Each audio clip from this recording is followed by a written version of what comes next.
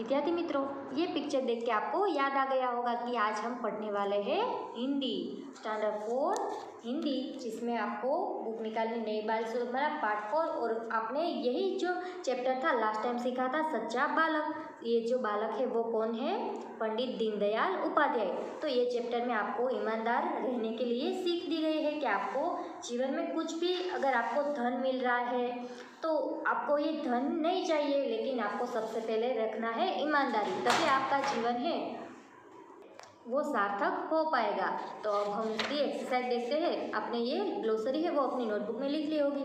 आगे देखिए अभ्यास एक्सरसाइज, मौखिक अभ्यास यानी कि ओरल एक्सरसाइज, जो कि हम लिख के करने वाले हैं। नीचे दिए गए प्रश्नों के उत्तर दीजिए। आप क्लास में तो अभी नहीं आ रहे हैं, इसलिए आपको ये ओरल क्वेश्चन है वो लिख के करना है। Answer the following question orally. ये जो क्वेश्चन आंसर है वो हम नोटबुक में लिखने वाले हैं, और आपको ये जो आंसर है क्वेश्चन आंसर वो नोटबुक में लिखना कंपलसरी है। अगर आपने अभी भी नोटबुक नहीं बनाई है तो आपको 100 पेजेस की बुक बना लेनी है, और जो सारे एक्सरसाइज के क्वेश्चन आंसर है वो उसमें लिख देने हैं। अब हम नोटबुक में लिखते हैं। आपको निकालनी है आपकी हिंदी की नोटबुक। यहाँ पे है, इस तरह से हेडिंग देना है चैप्टर नंबर 7 सच्चा बालक, और यहाँ पे हेडिंग भी लगाइए अभ्यास। नीचे दिए गए प्रश्नों के उत्तर लिखिए। क में क्वेश्चन है बालक कहाँ गया। ये जो बच्चा था वो कहाँ पे जाता है? तो वो जाता है मार्केट में, उसे लेकिन हिंदी में क्या कहते हैं? बाजार। तो आंसर लिखिए बालक बाजार गया, और लास्ट में फुल स्टॉप तथा एक लाइन आपको लीव करनी है। अब नेक्स्ट क्वेश्चन देखते हैं ख, बालक ने सब्जी किससे खरीदी। बालक है वो सब्जी किससे खरीदता है? तो वो एक बूढ़ी औरत से खरीदता है। चलो आंसर लिखिए, बालक ने एक बूढ़ी औरत से सब्जी खरीदी। आगे का क्वेश्चन देखते हैं ग, बालक ने घर आकर क्या किया। बालक ने घर आकर हिसाब लगाया। बच्चा है वो घर आकर क्या करता है? वो पैसे का हिसाब करता है। तो आंसर लिखिए बालक ने घर आकर हिसाब लगाया।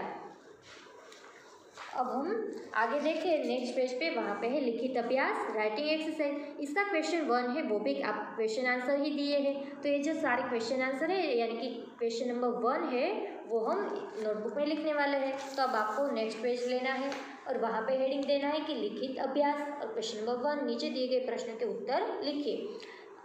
फर्स्ट क्वेश्चन है क, बालक बाजार से क्या खरीदने गया था।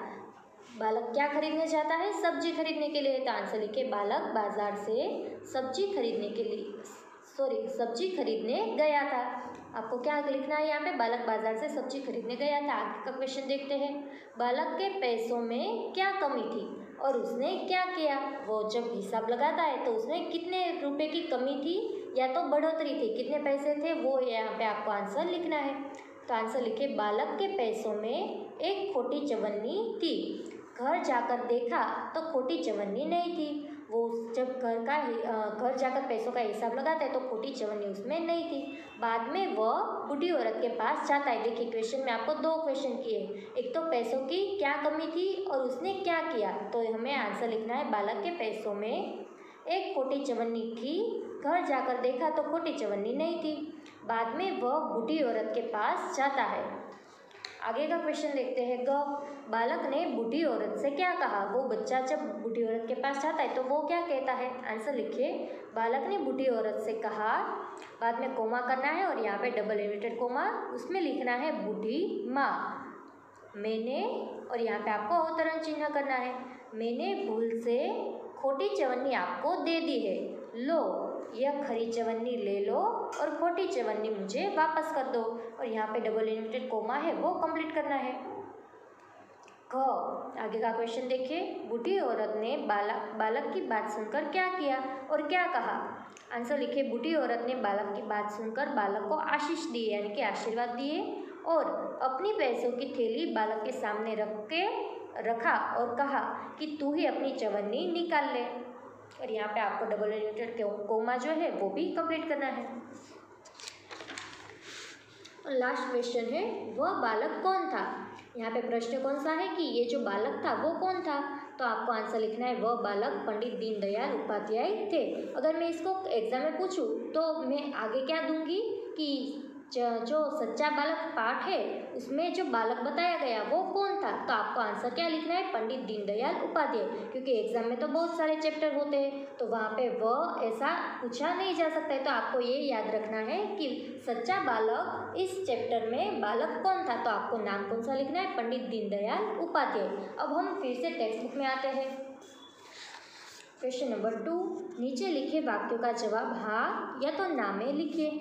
राइट यस और नो अगेंस्ट ईच स्टेटमेंट। यहाँ पे आपको स्टेटमेंट यानी कि कुछ सेंटेंस दिए हैं, सेंटेंस राइट है या रॉन्ग है वो आपको लिखना है। यहाँ पे बालक अपनी माँ के कहने पर बाजार से सब्जी खरीदने गया था, तो ये बात सही है, इसलिए आपको आंसर में लिखना है हाँ।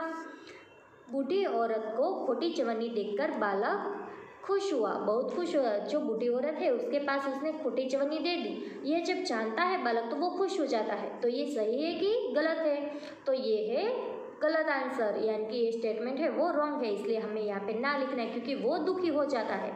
बालक की ईमानदारी देखकर बुढ़िया बहुत खुश हो गई, तो ये है सही, तो हमें यहाँ पे हाँ लिखना है। आगे देखते हैं, पंडित दीनदयाल उपाध्याय एक महान नेता थे, तो ये भी सही बात है, हमें यहाँ पे हाँ लिखना है। पंडित दीनदयाल बहुत धनी थे, धनी का मतलब होता है अमीर यानी कि पैसे वाले, वो पैसे वाले थे नहीं, वो गरीब थे, इसलिए हमें यहाँ पे ना लिखना है। अब देखते हैं क्वेश्चन नंबर 3, खाली स्थान भरिए, फिल इन द ब्लैंक्स। यहाँ पे आपको ब्लैंक्स दिए हैं और 2 ऑप्शन दिए हैं ईच। सभी जो ब्लैंक्स है सबके सामने 2-2 ऑप्शन दिए हैं, उसमें से आपको सही ढूंढना है और उसको ब्लैंक में लिख के जो स्टेटमेंट है वो पूरा कंप्लीट करना है। देखते हैं फर्स्ट, बालक ने बूढ़ी औरत से ब्लैंक खरीदी। वो बूढ़ी औरत से क्या खरीदता है, मिठाई या तो सब्जी, तो सब्जी खरीदता है, इसलिए फर्स्ट जो है वहाँ पे सब्जी लिखा है, उसके नीचे आपको अंडरलाइन करनी है और सामने सब्जी लिख के ये सेंटेंस है वो कंप्लीट करना है। आगे देखते हैं, बालक ने घर आकर खोटी ब्लैंक देखी। वो घर आकर खोटी क्या देखता है, रोटी या तो चवन्नी, वो चवन्नी देखता है, तो सेकंड नंबर का जो ऑप्शन है वहाँ पे आपको अंडरलाइन करके आंसर लिखना है चवन्नी। बालक ने घर आकर खोटी चवन्नी देखी। ग, बुढ़िया ने बालक को अनेक ब्लैंक दिए। वो क्या देती है, आशीष देती है, यानी कि आपको आशीष या तो सीख, 2 ऑप्शन में से फर्स्ट है वो चूज करना है। लास्ट ब्लैंक है, बालक ने बूढ़ी माँ के सारे ब्लैंक थैले में रख दिए। वो पैसे या तो कपड़े, वो थैले में क्या रखता है, पैसे रखता है कि कपड़े रखता है, पैसे रखता है, तो फर्स्ट है वहाँ पे अंडरलाइन कीजिए और आंसर में लिखिए पैसे।